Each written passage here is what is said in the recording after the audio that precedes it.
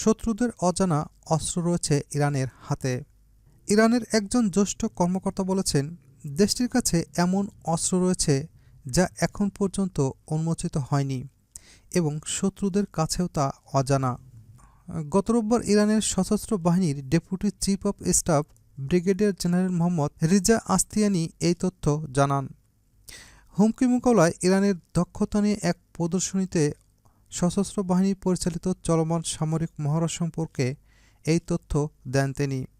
সাংবাদিকদের তিনি বলেন, আমাদের কাছে এমন অস্ত্র রয়েছে যা সম্পর্কে আমরা এখনও কথা বলিনি এবং শত্রুদের কাছে সেগুলি সম্পর্কে কোনো তথ্য নেই।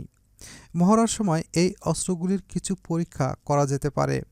আস্তিয়ানি আরও বলেন, ইরানের সশস্ত্র বাহিনী বিভিন্ন ক্ষেত্রে তাদের যুদ্ধ শক্তি উন্নত করতে এবং দেশের প্রতিরক্ষা প্রস্তুতি নিশ্চিত করতে ক্রমাগত মহড়া চালিয়ে আসছে।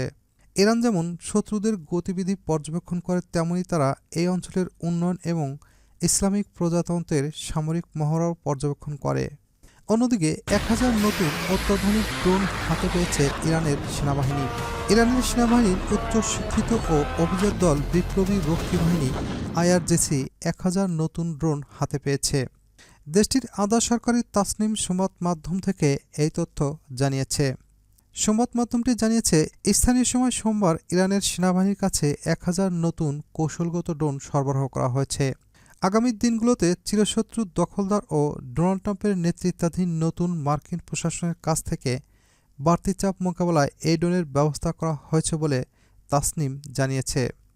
ইরানের সংবাদ মাধ্যমটি আরও জানিয়েছে, ড্রোনগুলো ইরানের বিভিন্ন স্থানে সরবরাহ করা হয়েছে এবং বলা হচ্ছে এগুলোতে অত্যাধুনিক প্রযুক্তি ব্যবহার করা হয়েছে। তারা আরও জানিয়েছে যে ড্রোনগুলোর অনন্য বৈশিষ্ট্যের মধ্যে রয়েছে 2000-এর বেশি পাল্লা, উচ্চ পর্যায়ে ধ্বংসাত্মক ক্ষমতা, রাডার ফাঁকি দিয়ে প্রতিরক্ষা ব্যবস্থাকে অকার্য করা এবং নিজে উড়ে গিয়ে লক্ষ্যে আঘাত হানতে পারার সক্ষমতা।